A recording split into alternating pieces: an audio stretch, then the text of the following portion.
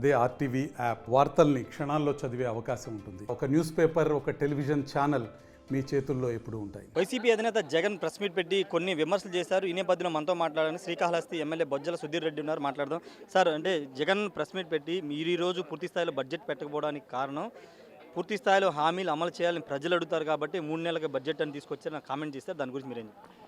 Jaganmohan Reddy chip దొబ్బింది. ఆడు కూర్చొని పిచ్చి పిచ్చి వాగలు వాగుతా అన్నాడు. ఎందుకు ఈరోజు మేము బడ్జెట్ పెట్టలేకపోతున్నాం? ఈ రోజుకి లెక్కలు చూస్తే దాదాపు 10 లక్షల కోట్లు దాటుతూ ఉంది. ఈయన గారు చేసిన అప్పులు ఎక్కడ చూడు అప్పులు అప్పారావు ఏ రకంగా పాత సినిమాలు చేసినాడు దానికన్నా దారుణంగా అప్పులు చేస్తున్నాడు ఈ జగన్మోహన్ రెడ్డి. ఇక రోజు తవ్వే కొద్దీ రోజు అప్పులు బయటపడతా ఉండే. అసలు బడ్జెట్ పెట్టాలంటే అప్పులు ఎంత ఉన్నాయి, ఎంత కట్టాలా, ఏం చేయాలని దాని మీద ఒక అవగాహన లేకుండా బడ్జెట్ పెట్టగలుగుతామండి. సో ఆ విషయం మీద మేము డిలే చేయడం జరిగింది. తప్పకుండా ఈరోజు ప్రజాక్షేత్రంలో ఎవరైతే మమ్మల్ని ఎన్నుకున్నారో వాళ్ళందరూ సాక్షిగా చెప్తారో తప్పకుండా ఈ సూపర్ 6 ఏవైతే ఉన్నాయో తప్పకుండా తప్పకుండా అమలు చేస్తాం. దానికి నిదర్శనం మొన్ననే పెన్షన్ ఇచ్చాం. ఆ 4,000 3,000 యాడ్ చేయాల్సిన అవసరం లేదు. కానీ పేదవాడు బాగుండాలా, ఆ ముసలమ్మలు బాగుండాలా, అవ్వతాతలు బాగుండాలని చెప్పి ఒక దృష్టితోని తప్పకుండా ఇచ్చాం. ఇదే రకంగా వచ్చే రోజుల్లో కూడా అన్నీ కూడా మేము అమలు చేస్తాం. ఎక్కడ తప్పమని చెప్పి తెలియజేసుకుంటూ ఇక్కడ ఏంటంటే 11 మంది గెలిచిన తర్వాత సిగ్గు లేకుండా పోయి ఢిల్లీ గల్లీలో దాక్కుంటాడు. అక్కడ పోయిన తర్వాత ఏంది పెద్ద పెద్ద పాంప్లెట్లు పెద్ద పెద్ద పోస్టర్లు వేసి వచ్చి జగన్ లోకేష్ జపం చేసుకుంటూ ఢిల్లీలో రెడ్ బుక్ అని మాడతాడు. 33 మందిని చంపేశామంటారు తెలుగుదేశం పార్టీ వాళ్ళు. ఎక్కడ చంపారండి? ఎవరు ఒక ఫోటో ఇవ్వరా, ఒక కేసు పెట్టారా, ఒక ఎఫ్ఐఆర్ ఉండదా?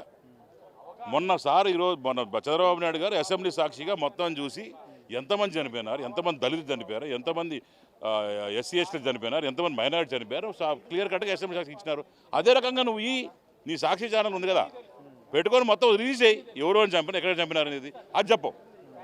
అది చెప్పకుండా 33 చంపినారు. ఇది 40 జరిగిన 50 రోజుల్లో ప్రెసిడెన్షియల్ రూల్ తేవాలంట. ఎప్పుడన్నా ఇలాంటి మనుషులు చూసామండి? చరిత్రలో ఇలాంటి టెర్రరిజం, ఫైనాన్షియల్ టెర్రరిజం అనేది ఎప్పుడు చూడబోం కూడా. ఇంకొకటి అప్పుల విషయంలో కూడా ఆయన కొన్ని లెక్కలు చెప్పారు. 2014లో చంద్రబాబు ముఖ్యమంత్రి అయినప్పుడు అప్పులు ఎంత ఉన్నాయి, 2019లో ఆయన దిగిపోయేటప్పుడు ఎంత అప్పులు ఉన్నాయి, 2024 మేము దిగిపోయేటప్పుడు అప్పులు ఎంత ఉన్నాయి అని ఒక లెక్కలు చెప్పారు. వాటి మీద ఎవరు చెప్పింది? జగన్మోహన్ రెడ్డి. నేను ఇంకా ఏ చెప్పాడు? అన్ని తప్పుడు లెక్కలండి. అంటే చంద్రబాబు ఎక్కువ అప్పులు చేశాడు మాకంటే నేను కామెంట్ కరెక్టే. అవన్నీ చెప్పాంగా.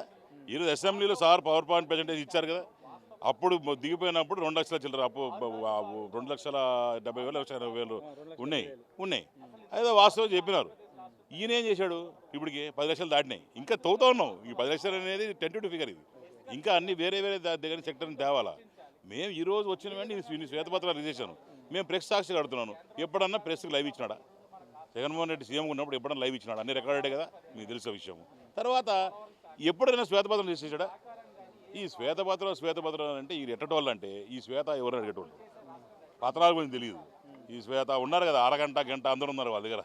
అలాంటి వాళ్ళని పెట్టుకొని ఈరోజు పాలన చేసిన వాళ్ళు ఈరోజు వాళ్ళు ఒక ప్రశ్న అడిగినా కూడా సమాధానం చెప్పడం అవసరం మాకు లేదు. అన్నీ కూడా ఆన్ రికార్డ్ అసెంబ్లీ సాక్షిగా అన్నీ కూడా చంద్రబాబు నాయుడు చూపిస్తున్నారు. డెఫినెట్గా వీళ్ళు ఏమేమి తప్పులు చేశారో అవన్నీ కూడా బయట పెడతాం. వాళ్ళు ఎవరిని వదిలిపెట్టే సమస్య ఉండదు. ప్రతి శాఖలోనూ ప్రతి డిపార్ట్మెంట్లో అవినీతి బయట తీసుకొస్తామని ముఖ్యమంత్రి గారు చెప్తున్నారు. మంత్రులు కూడా ఆదేశాలు ఇచ్చారు. ముఖ్యంగా మీ నియోజకవర్గంలో బిఎఫ్ మధుసూదన్ రెడ్డి టెంపుల్లో అవినీతి చేశారు, చాలా ల్యాండ్ స్కాములు చేశారని మీరు గతంలో ప్రతిపక్షంలో ఆరోపణ చేశారు. ఇప్పుడు వాటి మీద విచారణ చేయిస్తారా? 100% విచారణ చేయిస్తా. ఆయన ఉండే ఇల్లు దగ్గర నుంచి ప్రతి ఎంఆర్ ఆఫీసులో ప్రతి విఆర్ఓ ఏమేమి తప్పులు చేసినారు, ఎక్కడెక్కడ తప్పులు చేశారు, ఏపీఐఎస్ఎల్ ఏం తప్పు జరిగినాయి, డీకేటీ ల్యాండ్స్ ఏ రకంగా దొబ్బేసినారు, మిలిటరీ ల్యాండ్స్ ఏ రకంగా దొబ్బేసినారు, ఏ రకంగా ఒక బిగ్గెస్ట్ స్కామ్ అండి. నిజంగానే మధుసూదన్ రెడ్డి తెలియలేనాడు అనుకుంటాం కానీ ఈజ్ ఆల్సో ఫైనాన్షియల్ టెర్రరిస్ట్. ఎట్లా ఎంత దారుణంగా 1 సెంటు 2 సెంటు కూడా వదలలేదండి పేదవాళ్ళవి. అన్నీ ఆన్లైన్లో మార్చేయడం, అన్నీ ఇబ్బంది పట్టడం, రకరకాలుగా ఇబ్బంది పెట్టినాడు. డెఫినెట్గా ఇప్పుడు టెంపుల్ కూడా జగన్కి టెంపుల్ కూడా కట్టినట్టున్నాడు ఆయన అక్కడ. కట్టినాడు. ఈ ఉన్న టెంపుల్ దోచుకొని ఆ టెంపుల్ కట్టినాడు.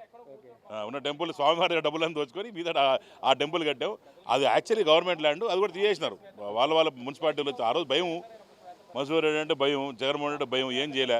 మేము చెప్పకనే వెళ్ళి మొత్తం క్లీన్ చేసి బయటపడి పడేసినారు అన్ని. Thank you. సార్ ఖచ్చితంగా అన్ని విచారణ చేస్తామని శ్రీకాళహస్తిలో బిఎం మధుసూదన్ రెడ్డి హయాంలో జరిగినటువంటి అన్ని స్కాములు బయట తీస్తామని చెప్తున్నారు, విచారణ చేపిస్తామని చెప్తున్నారు. జగన్ చెప్పేవన్నీ దొంగ లెక్కలని చెప్తున్నారు. ఆ అప్పుల విషయంలో అసెంబ్లీలో ముఖ్యమంత్రి చంద్రబాబు నాయుడు అన్ని విషయాలు చెప్పారు, వాటి మీద జగన్కి సమాధానం చెప్పే దమ్ముందని సుధీర్ రెడ్డి అయితే డిమాండ్ చేస్తున్నారు. Camera person విజయ్తో Rayesh RTV assembly నుండి. మరిన్ని వీడియోస్ కోసం ఛానల్ ని సబ్స్క్రైబ్ చేయండి, లేటెస్ట్ అప్డేట్స్ కోసం వాట్సాప్ ఛానల్ ని ఫాలో చేయండి అండ్ లింక్ డిస్క్రిప్షన్ లో ఉంది.